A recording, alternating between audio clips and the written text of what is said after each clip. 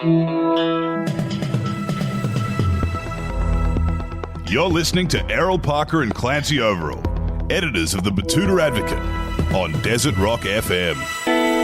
Hello and good afternoon if you're listening from inside the Channel Country, and a very good afternoon, good evening, good morning, Slumut Puggy, Slumut Mullen, whatever, if you're listening around the world on the podcast. Yes, hello listeners, I'm Clancy Overall. I'm sitting here in Koala Mattress Studios, as always, with Errol Parker. We've got an iconic guest in the studio with us today for our show, and we're going to get straight into it.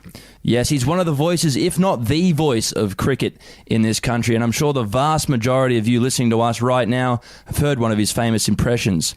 We're, of course, talking about the 12th man, comedian, journalist, and, of course, impressionist, Billy Birmingham. Yes, he's been a staple in Dad's Christmas stocking for nearly 3 decades, a true audio artist, and he's willing to give us a little taste of those voices that he made so famous over the years. Yeah, we're going to skip most of the local news this morning and jump right into Billy's interview just because we went a little bit over time, and it's one that we didn't really want to cut down because there's a lot of gold in there. Sitting here in the recording studio at Desert Rock FM with a very influential guest to a lot of Australians. He's influential to our newspaper, influential to many, many people who enjoy summer and enjoy the sound of summer. Yourself, Billy Birmingham, thanks for joining us. Thanks very much, boys. Nice to be in this part of Australia. I haven't been here for a long time. It's good that you've made it all the way out here to the edge of the Simpson Desert. Yeah, well, it's not a place that a lot of people get to often. No, and chance to come out here and have a chat with you guys is something I've been looking forward to, and now I've finally made it. I'm here and I'm thirsty. Beautiful. Well, we've got plenty of Betoota bitter for you. There you go. Now, mate, I'm going to have a sip of some now. You can get it riding. You can get it rooting a cow. Matter of fact, I'm rooting one now. Whoa, Nelly. Now, we want to talk to you about the career you've had, obviously. L'homme deuxième. L'homme deuxième. That's French for the 12th man. L'homme deuxième. And how much the status quo has changed from what it used to be in the 70s to the bastardisation of what it's become now. Yeah. What, cricket, do you mean? The bastardisation? The commentary talking term, about yes. it. Or commentary or... Look, we're here in Betoota, basically when, the news is still fresh out of the oven, that Channel 9 have lost the cricket.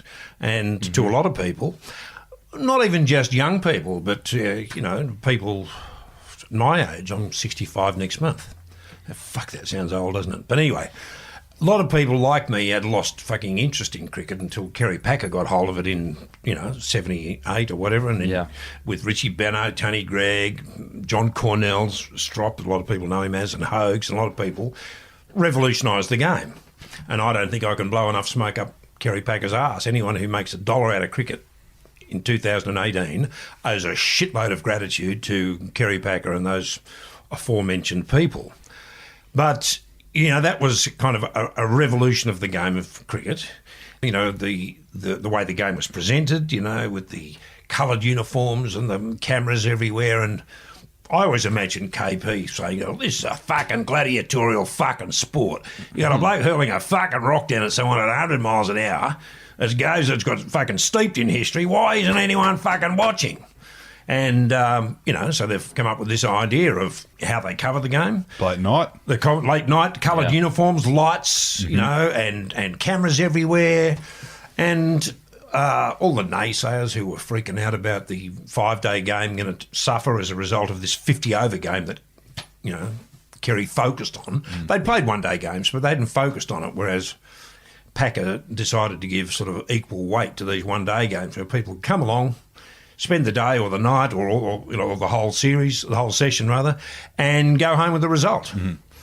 Cricket in all of its forms has flourished ever since. Do you reckon that had a ripple effect around the world as well? Oh, absolutely. So the Poms especially were horrified that these fucking Antipodean wankers had colonial backwater got hold of their game. What the fuck are they doing in our game? I remember Sir Anthony Hardboiled Egg, I think was his name, the chairman of the fucking MCC. He was like, what the fuck's going on here? And they were really coloured uniforms. What the fuck's going on? Yeah. The creams. And they're wearing their pyjamas down there. Yes, they're wearing pyjamas and under lights. No. But every form of the game flourished. And as I said, it's continued to do so over the last, when am I, 78, what are we doing at 40-something years? And anyone who makes a quid out of the game in 2018 owes a lot to Kerry Packer and those other trailblazers who grabbed the game by the thruff of the scrot, or the scruff of the throat, depending on what school you went to, and gave it the re-presentation, the re-energising that it needed. Because so it had a similar effect as, say, State of Origin football did on rugby league, where they kind of just amped it up to that kind of explosive world wrestling level. Yeah, absolutely. Yeah. Absolutely. State against state, mate against mate, and all that sort of thing. And poor old Darryl Eastlake was one of my favourite voices to do. And he died recently. They're all fucking carking it. Do you stop? I'm getting phone calls from people saying, "Can you fucking re-edit your record and take me off it?" Because everyone who you've taken the piss out of is dying. Tony Gregg, fucking Max Walker, Richie Beno, Darryl Eastlake, Mike Gibson. They're all, no. Oh, fuck, get me off those fucking records. Bill Orrie's particularly worried. Fuck me. Do you stop doing them once they die? Yeah, well, I kind of have to. I mean, I did a posthumous. I mean, Richie Beno. I did a greatest hits. Like the best of Richie.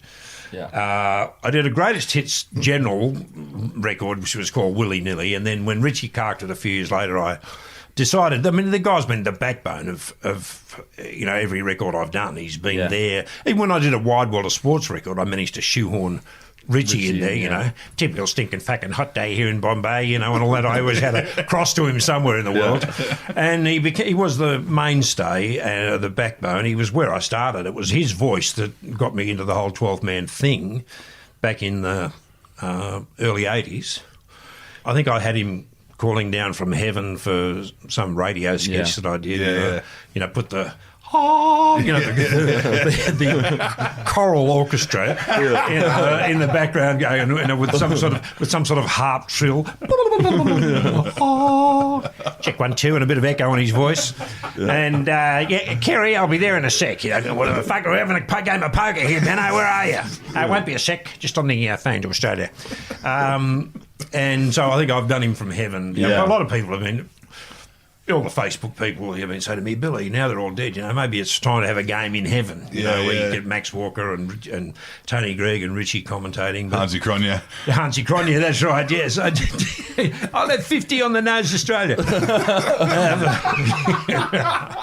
Hansi, he denied that plane was fixed.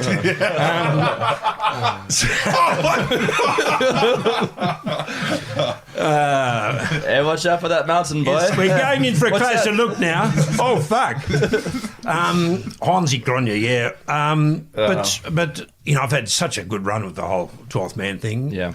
It's a pity it has to come to an end, but it's like, all good things, it has come to an end. If I was to do another one now, I don't really feel the passion to do another one. Yeah. Could you do a warning? Is there a warning? No, there's no. That's what I'm. If you wanted to look at the current crop of commentators on Channel 9, since Richie passed away, so the last 3 years, Slats and Heels and Brett Lee and Mark and which Mark have you got? Mark Nicholas. Oh, Mark Nicholas, yes. Well, you've done Mark with the South African voice. That's why you threw me out of gear there. I can't work out who he's doing there. Mark Nicholas. There's none of those guys have got any voices that are easy to take the piss out of. I mean, it was a godsend for me. Yeah. Back in '78 when they first came on air, because I just sat around my lounge room I said, Jimmy, do you guys know Richie sounded like this? Because we all knew Richie Beno. Blokes my age knew Richie Beno as the sort of, former Australian skipper and a bit of a legend. Smooth-X. We remember him for his Smooth-X ads. Smooth-X. But anyway, none of us had this idea, any idea that he spoke with this sort of weird voice, Fuck, did anyone know that Richie sounded like this? And so we're all sitting around the lounge room enjoying cricket again with the new repackaging. Where were you living at this time of your life? I was living, where were we? No, so it was late 70s. I was the Northern Beaches. Sydney. I'm in Sydney. Yeah, Northern Beaches in Sydney, Australia. And then I ended up around the leafy North Shore of Sydney. So Abbott country. Yes. Is it Tony Abbott up around that way? In County Abbott. Yeah, I think Tony Abbott is on the cusp, I think you'll find, between the leafy North Shore and the northern beaches. I suppose it'd be Smoke and Joe country then down there. And, Smoke and Joe, but it was only around Linfield, if anyone knows. Right. If anyone knows the leafy North Shore, I was in Linfield when Dick Smith I was... country. Yes, when I started loving the game of cricket again. Yeah. And, like a lot of people, we were all sitting around, because it was on...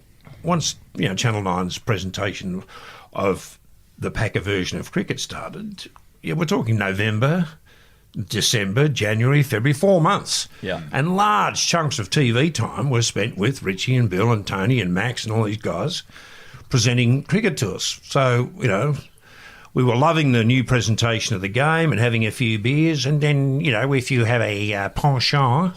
or a penchant, as Ray Warren would say, a penchant, for taking the piss out of voices like I did, you would just, listen to Richie, would you? Had marvellous effort that, marvellous was the adjective du jour, was his favourite, and super stuff, and then the fucking bottom lip had a mind of its own, and the chew, the way he said chew for 22, and you had to get your lips into the shape of the cat's ass to say it properly, chew for 22, and then, Bill Laurie, hey, go on, got him, yeah, Bill, and then all the guy did was just, fucking block the ball back down the pitch. Oh, super shot. And it wasn't a super shot, he just fucking blocked it back down the pitch. And Tony with the hard and fast and whatever, and they were just made, Yeah.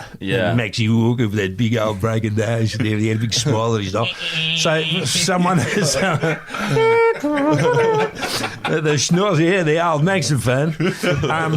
But it was just for someone who had a penchant for taking the piss out of voices. It was manna from heaven. You're working in radio? You just jumped straight into this world? I'd done the two businesses that I had dabbled in from 1970 when I left school to 1980 was advertising in the music business. I used to work for EMI Music, and I'd spent a bit of time in a couple of advertising agencies. So that was my background, and I was thrown together with Ostentatious, and I wrote Australiana for him, and that was because just a couple of people that I was, social friends of mine, he said that he wanted to write some comedy or do some comedy, and I think they threw him my way because I was, quote, funny at parties, unquote.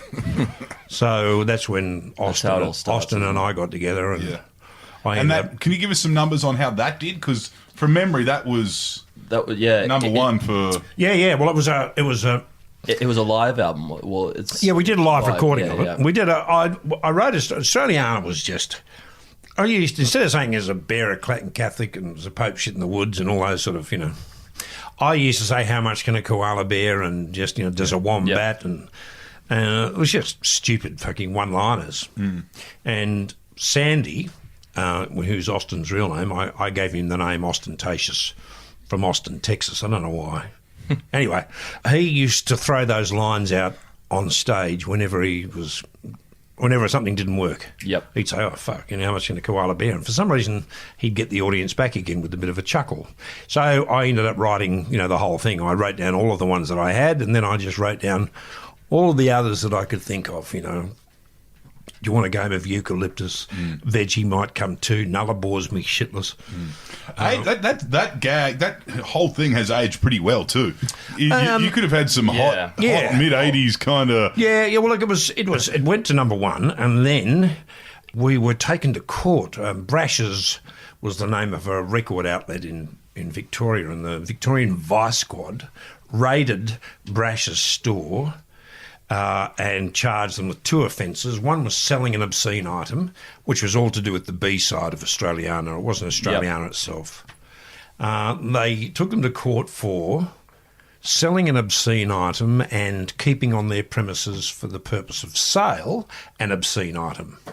So Austin and I obviously thought this is a fucking golden opportunity for a bit of publicity, so we turned up to the court in Melbourne, and listened to this cop playing the B-side of Australiana on a ghetto blaster, and the magistrate was fucking half asleep, and he obviously just couldn't give a fuck. It was just like, what am I wasting my time with this for? And the cop's trying to prove that this B-side. I can't even remember what the fucking sketch was or what the offensive line was, but anyway. And it was the day, because I remember getting dressed up for court, in a hotel in Melbourne, and it was the day anyone who sacks anyone for not turning up to work today is a bum. Yeah, right. Yeah. So it was a momentous day that we won the America's Cup. Bob's there in the fucking stripy jacket telling everyone he's back on the piss. Back on the piss, and we won the America's Cup. Bob's telling any boss who sacks anyone's a bum. And then after that momentous event, we jumped a cab down to the magistrates' court and listened to this cop playing Australiana. So this was a number one record, and it went from number one in every state and number one nationally to absolutely nowhere, because the record company decided that not one more copy would leave the warehouse as a result of the charges levelled against Brashes. That's a bit soft. So, softcock stuff, it was ridiculous. So, it's the only record to go number one twice, because as soon as the magistrate whose final words were, like, I've heard everything here today. I don't know why we're here, actually, but I've heard everything today. I don't find any of these charges proven. I don't think it's an obscene item, and I'm going to lunch. And slams down the gavel. I'm going to lunch, as if we all needed to fucking know that. So anyway, it went out again and it went to number one. So I think it has... Yep. The got released twice. Yeah, got released twice, basically. Yeah, and therefore is one of the few records. But at the time, it became the biggest selling Australian single of all time, knocking off my old mate Slim Dusty, who would have been very big around these parts in Betoota.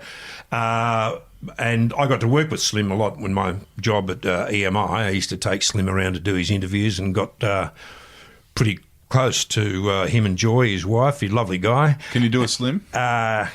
No, Slim was just an Aussie voice. That's all. Yeah. Another one of those ones where it just sounds like everyone. Sounds like the bloke up the road, But Slim's Pub with No Beer had been the highest selling Australian single of all time. Yep. And we knocked him off with Australiana. Right. For which I had to apologise profusely to Slim. So there's a guy that made a lot of cash on Pub with No Beer, the guy that had done the B-side. I don't think it was Stan Coster, it was some other bloke. Yeah, well, Stan wrote a lot of Slim stuff, and Shorty Ranger. Yeah. Shorty Ranger wrote a lot of Slim stuff. I remember I had to take Slim out to This Is Your Life out at Channel 9. This was pre-Matt Munro days. Was it Mike Willesee, I think? Yeah, Mike Willesee might have been the host. Of course, it's had more incarnations, as you know. This Is Your Life. In fact, it's probably time to bring it back. You know how a program, they sort of run out of old enough people? When they start doing Leighton Hewitt, This Is Your Life, you're fucking, seriously. You're getting married next week. Yeah, exactly. And the guy's fucking 28 and they're doing This Is Your Life, so they've obviously run out of people. So I think what happens is they let a few people catch up, and then they'll bring it back again. Mike Munro, who I had Bill Laurie calling Matt Munro constantly through the Bill Laurie This Is Your Life record, back in 97 or whenever it was. But they'll bring that one back soon. And why am I talking about that? Oh, yeah, because I had to take Slim out to Channel 9 for the... and Shorty Ranger was there, and Stan Coster and all the people he just mentioned. And Betoota would have been one of... I'm sure it would have been one of Slim's stop-offs. Well, he sings about the Diamantina a lot. Yeah. That's right. Yes. Well, if you had to appear on a show like that, who do you think would walk you out? Walk me out? I don't know about. They never walked people out. The guy would do the big announcement. Yeah. And then they would. Just remind me here, boys. No, they'd catch up with you at something. Yeah. And Mike Munro or Mike Willis would go springing out. Yeah. He'd spring out from behind a curtain. So I'd be here, right, talking to you guys in Betoota or wherever, back in Sydney or fucking Brisbane. And the door would open, and there'd be a camera crew, and he'd be carrying the big book, and I'd be going, oh, what the fuck? And he'd be going, Bill, Billy Birmingham, this is your life. Oh, my God, fuck. And look, I'm sure most of the people, there might have been the odd person who knew that it was going to happen. I remember John Farnham said to him, if I ever see Mike Munro with that fucking red book, I'm going to punch his lights out. I mean, Farnham had no interest whatsoever, and he knew that he was a top contender. Once he got into his 50s, he was like fucking, I could easily be a target here. And he said to Wheatley, his manager, do you tell those fucking people they come anywhere fucking near me, they're going to get some footage for the ages. Mike Munro. One thing, it's funny with your career, as you said, when they repackaged cricket. Channel 9 and Packer himself were looked at people living off the back of cricket, living off the back of the great game, the gentleman's game. And then, furthermore, there's this other bloke living off the back of Channel 9 who are living off cricket. So, did you have any kind of interaction with Channel 9 at all? Or you Channel 9 have shown, I would have to call, because I've worked in the music business, because I have taken, I worked at EMI in 75, so I had to PR and promote a lot of artists, whether it was McCartney when he was touring in Australia or any artists coming, could have been the Hollies, could have been fucking Susie Quattro, could have been, anyone who's coming out to Australia, and you've got to squire them around and take them to interviews. And then similarly, with our local artists, there was the day I joined was when Little River Band launched their first album. So I, had to take those guys around. AC/DC, I had to take down to radio studios to do interviews and stuff. And I saw how the music business and the record business worked, and I saw how much promotion and publicity artists were given. If they're especially if they're having a level of success, it was a bit hard when you were trying to flog someone that it wasn't known. But once you had an established artist, people were clamouring to have interviews with them.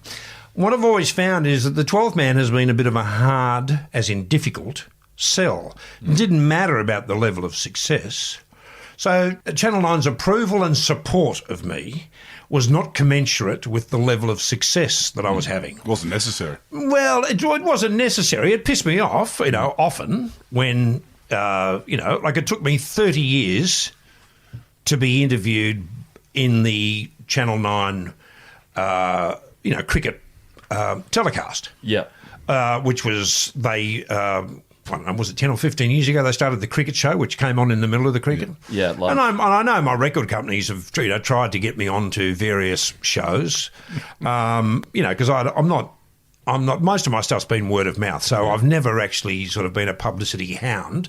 But obviously, to get the word of mouth going, you're not going to go and make a record and then clam up. You're going to go and do a few things. Yeah. So I've always been ready and willing to go and have a bit of a yarn, whether it's with bloody Our Current Affair or bloody Dickie Wilkins on the Today Show or whatever, just to get the word of mouth going, which has been my stock in trade. People talking to each other going, 12th Man's got another fucking record out, and next minute I'm, selling well. So Channel 9 have, I've been on a few things, but because I know how much support a successful act is usually getting, it always amazed me how difficult it was to get the sort of, coverage on Channel 9. Like, why on earth they wouldn't have me on the cricket 30 years. I mean, that's a fucking long time. I'd had 5-6 number one albums, taking the piss out of their product. It was just too fucking weird. It's all very well to be having a chat with Dickie Wilkins on the bloody Today Show, but why wasn't I having a chat with Slats and Warney during the cricket show? And when I finally did, it was fucking magic, because it was a rain delay up at the Gabba, and it started hailing. I was, so here's a hail, it was like, it just went, I was supposed to do 1 5-minute bit, and then it started hailing in the middle of the Gabba, so they asked me to stay on. And I just had a really great... You just gave it to them. Mate, I just gave it to them. I had a great 20 minutes, 20 minutes of just, ripping the piss and having a bit of fun. And they were all those guys were big fans. It wasn't like they weren't having me on there. I don't know why they were so reluctant to. I think it might have been that they thought, they all read Richie the wrong way. See, a lot of people think that Richie, didn't like what I was doing. What Richie had this objection to, and it was a fine line, was that he started to become what he thought was a mouthpiece for selling records for me. And he was very commercially aware, Richie. You know, he hated a couple of people did some ads using a Richie Benaud voice, which was... Two of us were pissed off. Yeah. Me, for one, because they were using my material. Yeah. You know, it wasn't like they'd written a fresh script. It was all Cheer for 22 and Marvellous. They were sort of ripping the 12th Man off to sell Subaru motor cars or whatever. And Richie was pissed off because I don't like people using my voice for commercial purposes. So... I think that was the thing with Richie, and then it started once I'd got my level of success. Richie couldn't go anywhere without, you know, they'd be asking him about his career and asking him about, you know, the Channel 9 thing and all that. And they wouldn't let him go without saying, Richie, you can't go. Billy Birmingham, the 12th Man records, you know, you could just hear him. You didn't have to hear it. You could see it in his face. Oh, for fuck's sake. I mean, can't I go anywhere without bloody having to talk about this prick? Even when he was flogging the autobiography, they would be asking him, Richie, before you go, Billy Birmingham's 12th Man stuff. Look, Billy's a clever guy. I remember him saying on one interview, Billy's a clever guy, and he's obviously very popular. People like what he does, but I don't like all of the swearing that he has on his recordings. I don't use that sort of language, nor do any of my fellow commentators. I mean, Ian Chappell had been thrown off Channel 9 3 times for swearing. He didn't realise the microphone was still on. He's going, what the fuck's going on here? You know, and then the final one was when he said, Jesus fucking Christ. So he got everyone there blaspheming, and Kerry had to give him a mandatory 3 weeks off. And, you know, front page of the paper, I apologise, I didn't know the microphone was still turned on. But, you know, but this thing of Richie, like, I don't use that sort of language, nor do any of my fellow commentators. And he also, the other sort of Glenn McGraw, you know, the guy would hang the bat out to dry and it would almost take the outside edge, and McGrath would be glaring at the fucking batsman going, you fucking lucky, you know. And Stevie Wonder could tell what he's just said. And Richie would think that was very funny. Yes, Richie, and he'd say, Glenn McGrath, just checking on the welfare of the batsman there. You know, he'd make some sort of coy comment about what was just said. But so, and I know people who'd met him and said that on social occasions and in social settings, Richie was not averse to, you know, chucking around. But it was sort of a little bit sanctimonious. But I remember him saying, I don't use that sort of language, nor do any of my fellow commentators. And I took great exception to his recent record where he had my wife on it. That sounded like, the way he put it, was it sounded like I'd actually got his wife to come and, you know, play her role in the studio. He meant to say where he took the piss out of my wife, but it sounded like I'd got Daphne down there and gave her a couple of cheeky Chardonnays and said, can you read this script for me, Daff? So, but I think a lot of it was Channel 9... They were protecting Richie. They were protecting Richie. And they weren't... It wasn't like Richie was... You know, he was an old bloody journalist, you know. He comes from he knew that the success of the 12th Man was having not a negative effect or negative impact on Channel 9's coverage or its commentators. It was having a positive effect on you. It was having a totally positive effect. No, but I mean, sure, but he didn't begrudge me making a quid out of it, but he was also smart enough to realise that, you know, 7 number 1 albums in a row... You know, it's having a positive knock-on effect for Channel 9's coverage and indeed the commentators. Tony Gregg used to say, he put an extra fucking 0 on my often in the speaking fee, you know. Tony lapped it up. He was a big 12th Man fan, and he said, look, as far as commercial things are concerned, I don't give a rat's ass what you do, as long as I'm in the budget. And that's very South African of you, Tony. I'll make sure we set aside a few grand for you. A couple of rand. Yeah, a couple of rand. But Tony was a big fan and saw the commercial pluses. How is it to meet these people that you impersonate? Richie, I only met him twice. Yep. And I was glad I did. But the first time I met him was after doing the 12th Man for 16 years. And a lot of people were just blown away. Like, you know, during the 16 years from when I started in Australia, you know, after about, you know, the second or third album, people would ask in doing an interview for a new release, you know, have you met Richie Benaud? And they were absolutely stunned that I hadn't. And that all comes into the whole sort of, Channel 9 and how much of an at arm's length they wanted to have me. And I'd spoken to Richie, though, on the phone. I remember in the very first record, because he thought it was a one-off. So I think he gave more than tacit approval in the early days because he thought, it's a one-off. I better be seen as being a good sport. But once I came out with record number 2, he realised, for fuck's sake, this could be a bit of a series here. And so I rang him up and I told him, and I sent him the platinum record. I had a platinum record piss-up for all of the guys, and they all turned up. Darryl Eastlake and Jack Gibson and Chappelli and Mike Gibson and, a lot of the guys from whom I'd extracted the piss turned up for this, party. Cheese and bickies, bees and chickies, and hand out a few platinum records, and Richie couldn't make it.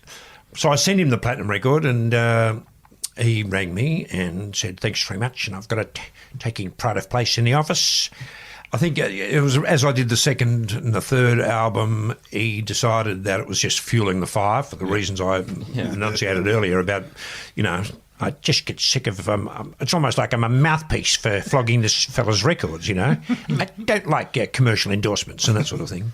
People couldn't believe in the first 15 years, and I was up to about album number 3 or 4 or whatever, and I hadn't met him, and they all thought that was odd. In 1999, I did a double album compilation for the English market for the World Cup, which was being held over in the UK.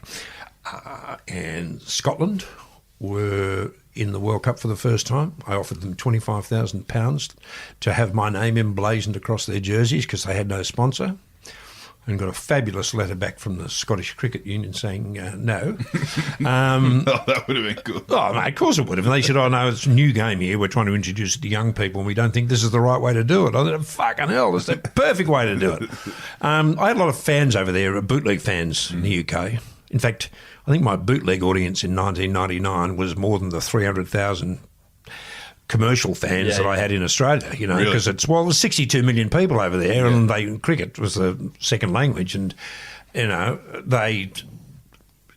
people would come out to Australia, or schoolboy cricket teams would come out, and the Aussies would introduce them to the 12th man, and they'd take it back, and there was just bootlegs everywhere. Everywhere I fucking went, people would pull out the shitty old TDK cassette with 12th man on it, one journo told me gleefully that he'd sat up one night on a double cassette player making hundreds of copies for his mates. Oh, thanks for that. Where's my invoice book? So I had a big, a bootleg following over there. But anyway, day one, jet-lagged, bit nervous, at the Oval for the first game.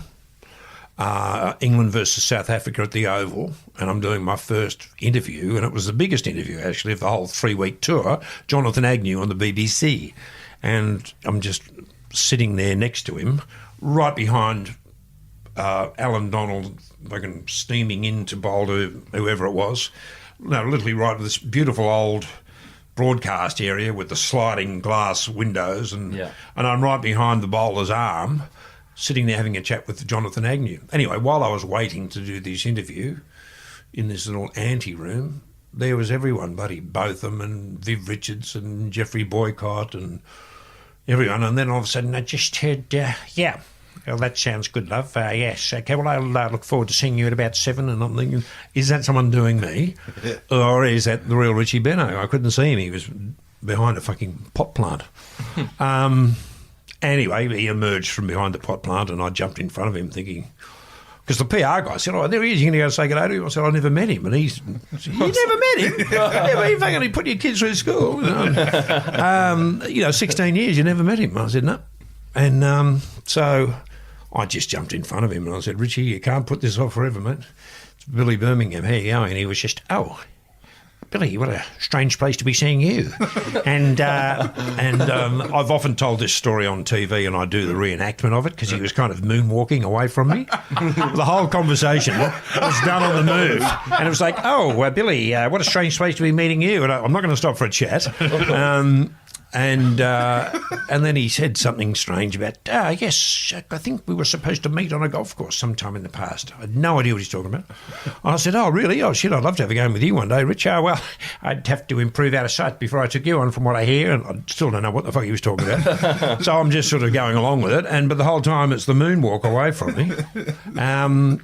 Anyway, so I met him, and therefore had a lovely anecdote for the rest of my 3-week tour, because everyone from Edinburgh down to London and through Leeds and Manchester and whatever all asked me, have you met Richie Benno? And I said, well, funny you should ask. Just the other day. But thankfully I caught up with him again about a month before he died. And that was great, because by then he had let his guard down. He wasn't on, and, he was insisting on having a photograph with me and whatever. So, Richie's sort of true attitude, if you like, to the 12th man was like he wasn't still part of the Channel 9, he wasn't still captain of the commentary team from the CCP, central commentary position. And he was happy to see me, and I was happy to see him. He was very unwell. I put my arm around him for a photo, and I couldn't believe just how wasted away he was. But that was for the meat and livestock board ad, the lamb ad, which was he was having a barbie at his place, and everyone was invited except me. I rang him up and said, Richie, apparently there's a bit of a do on at your place. There's this lovely pause from Richie, and he says, nope, and hangs up on me. But that was nice to be able to, sort of go full circle like that, to catch up with him after all those years. From the moonwalk to the exactly. To a photo. Yeah, exactly. And he's saying, oh, look, we could have a photo taken together, and it was just nice to have that sort of cherished piece of memorabilia of me and Richie literally a month, because, it's a weird way to make a fucking living. And let's face it, Richie's been there, as I said earlier, he's been part of everything that I've done. And he's where I started. It was his voice that attracted me to trying to get a laugh while we're watching this new presentation of cricket, which we're all enjoying. But it was Richie's voice that I started doing, and then all my mates started doing it. I just happened to do it sort of, better than anyone else in the room. And after Australiana was a success in 83... You're the ball rolling. Yeah, I sort of thought, well, fuck, I did that for Sandy. What...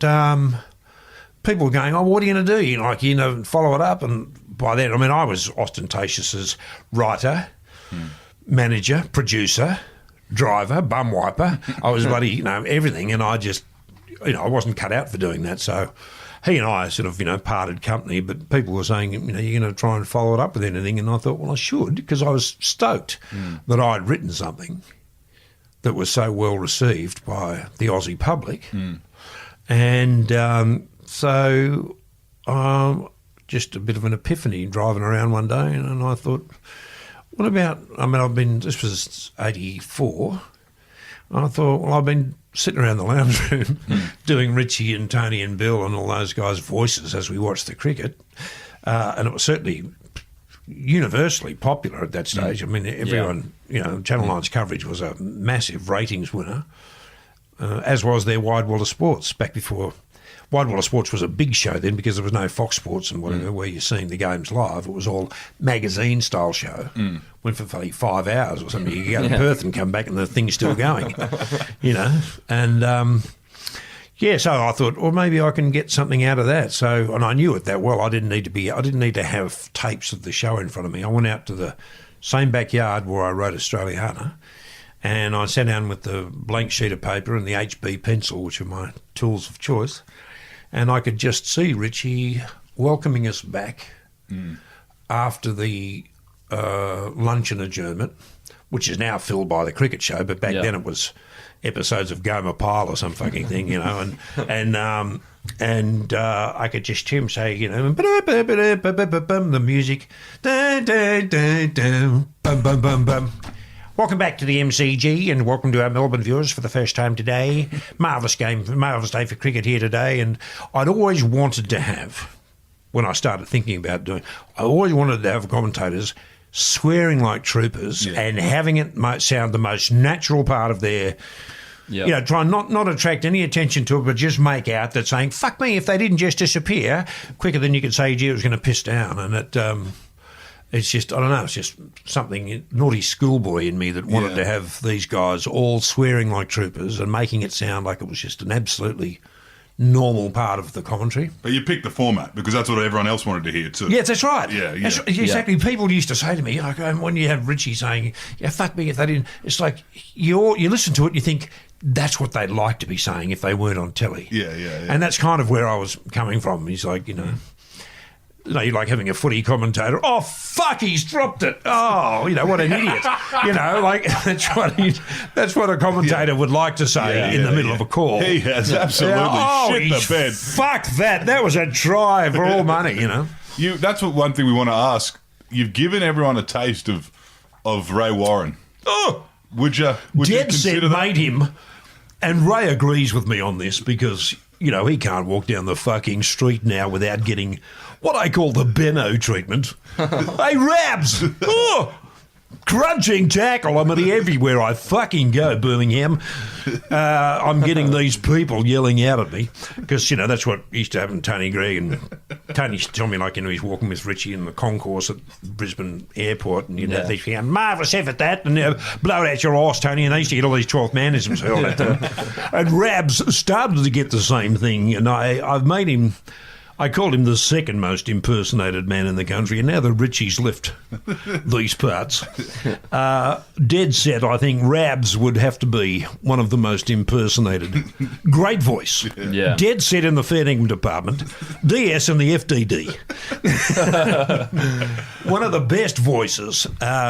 Great commentator, good bloke, no substitute for Do you reckon you could do a Well, a people have said, special? why don't you do a rugby league one? And I say, well, it's not a national sport, A lot of the success of the 12th man came from the fact that cricket was our national game. Yeah. But we got, the southern states are just rabid fucking AFL, left foot snap. But it's not, rugby league's not a national sport. And when it comes to sitting down and making a record, so far, I've always been drawn to doing something that has a national audience rather than making a record where that there's a good chance that in Adelaide it's going to go down like a bucket of sick because they don't know, Rabs I did on my records once he started doing the swimming, you might remember, the pan packs, which I always thought sounded like a feminine hygiene product. Darling, do you need some pan packs? I'm just off to the chemist. He started doing the pan packs. Yeah. Oh, Susie O'Neill, Madam Butterfly. And so it gave Rabs national exposure. Yeah. So I then felt a bit better about doing Rabs on my records. I didn't have him doing the swimming. I had him bursting into swimming in the middle of... It was somewhere in the middle of the cricket. He dropped into Thorpe, Hackett and Thorpe. Right in the middle of the sentence, he said, "A big strapping young lad." I think it was Boucher, a big strapping young fellow, very much in the mould of Thorpe, Hackett and Thorpe. They won't catch him. And then just goes back to his normal commentary. Once Rabs grabbed himself a bit of a national audience through the pan packs. You gave him a rugby league. Was that the Wide World of Sports one you gave him? Yeah. Well, I can never remember. The first time I did the State of Origin was with Darryl Eastlake and Jack Gibson. Yeah. So that was 87. And that's when Darryl Eastlake was, by gee, and everything was huge. Darryl said to me, "Mate, I had no idea." I said, "Huge so much until you told me." See, now I can't go anywhere without people yelling out at me, "Oh, Darryl, you're huge, fuckwit."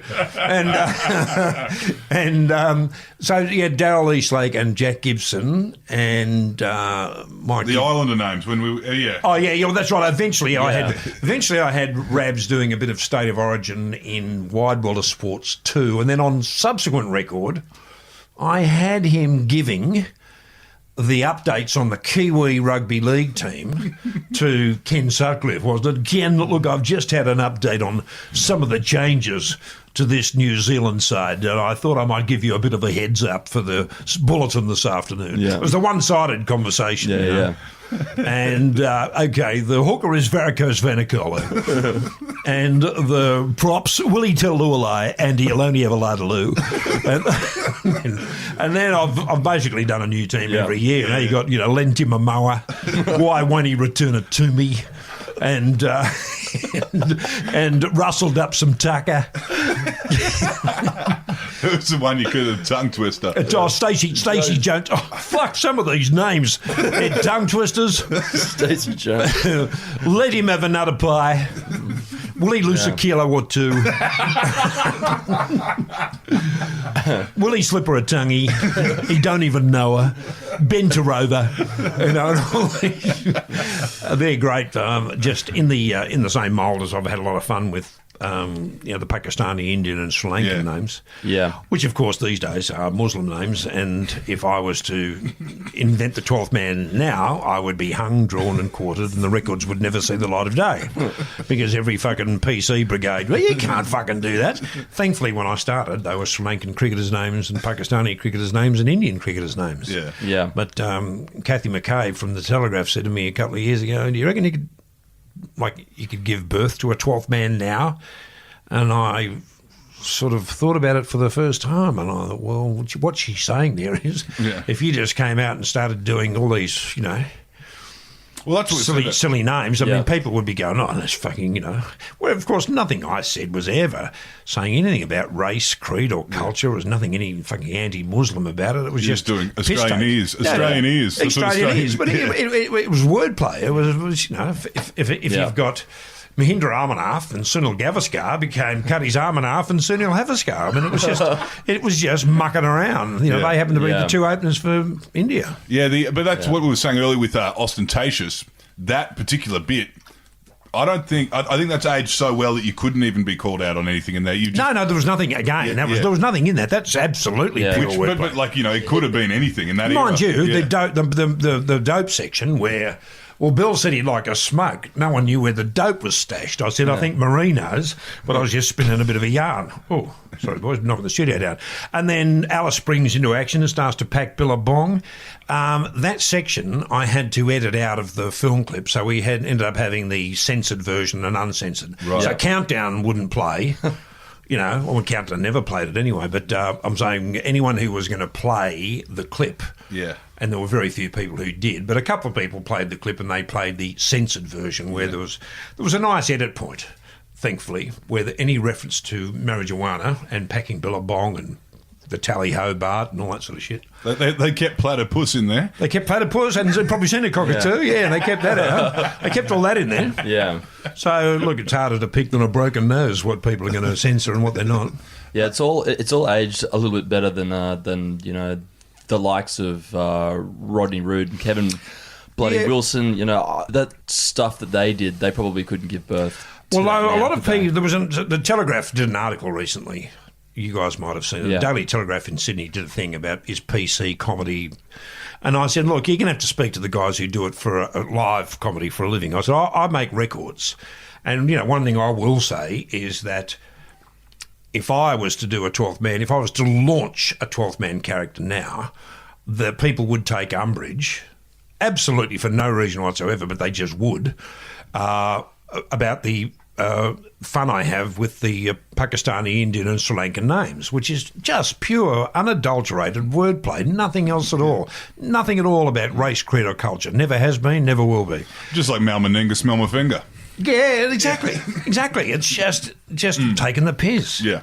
And but all the other guys that were in there was Rodney Roode, Kevin Bloody Wilson, Ostentatious, Vince Sorrenti. Those guys all do live comedy for a living. Yep. It's unfortunate because to a large extent, the stuff that people, the PC brigade, are getting upset about, to me is just... So there's no comedy that offends me at all. The stuff that I just find tasteless and unfunny, and that's just, that's just my opinion. It's a very subjective thing, but no one's really ever going to do anything that offends me. But I am going to think that is fucking tasteless, and what's worse is it's unfunny. No, it's a different world now. I reckon you'd still get away with it. Everything you've done, I reckon you'd still get away with it. Kevin Bloody Wilson and that lot, they would Oh no, they would struggle. They were, some of those songs that Kevin wrote were pretty bloody out there, and Rodney, but they were very popular too. Those, they sold a lot of records. Those guys. I think they're still making a bit of money too. Yeah, well, Rodney he gave it away for a while, and then came back out and did another tour. And then Vengeance. Sam Pang was saying, a comedian was saying, he was a guy in Sydney, grew up watching him. He said, "I have to go see it just to, just for that moment in my life." He went there and he said, Rodney ends the show, wheels out the merch trolley, sits there and signs everything. He walks up and his brother-in-law was saying, "This is Sam, been a lifelong fan. You're a legend. He needs to get an autograph." And he wrote, "Dear Sam, fucking bum me." he goes, "The man's a genius." He goes, "That is so funny." Oh, man. Listen, Rodney is, I know. But his wife used to make the cock hats for him. He'd come out with a hat with big balls and cock and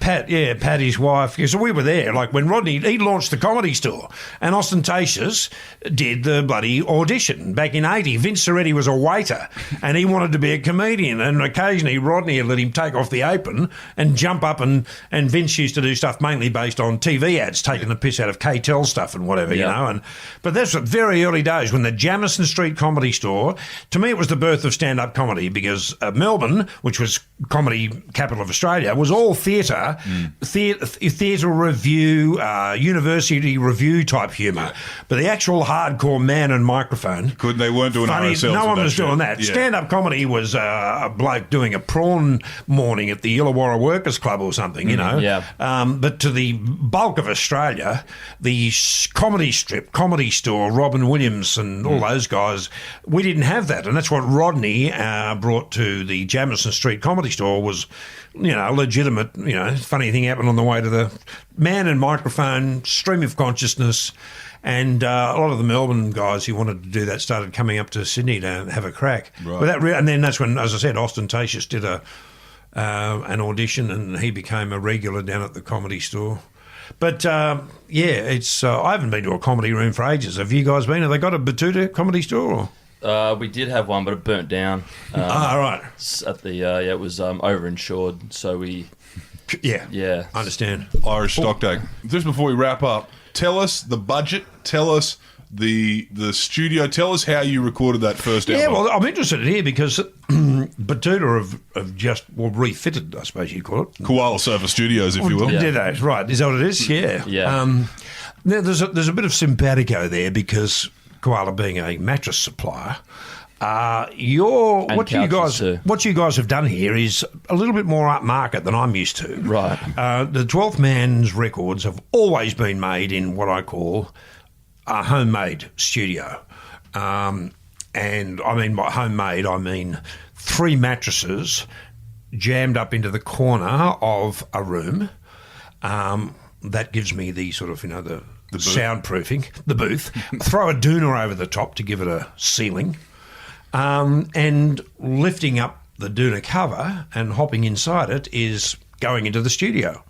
And every single one of my records has been made in that sort of cottage industry, low budget fashion. Light in there? Yes, I'd run a bed lamp in between the few mattresses. I'd have like a bedside lamp. The scripts were gaffer taped to the mattress in front of me, so that I could read the script when I was recording. So it was as homemade as you can possibly get. Low input, large. Very low. The John Wilkes booth, I used to call it, whenever I'd make it, the John Wilkes booth, and served me very well, boys, because everything that I was doing was just voice recording. Yeah, and. I used to love doing all the Foley work, as they call it, which is the sound effect stuff. Like, when I had Mr. and Mrs. Benno rooting, I was lying on the floor. I had 3 microphones aiming down at me, and I'm lying on the floor with a doona over me, and I've got the headphones on. Yeah. So I'm listening to Richie going,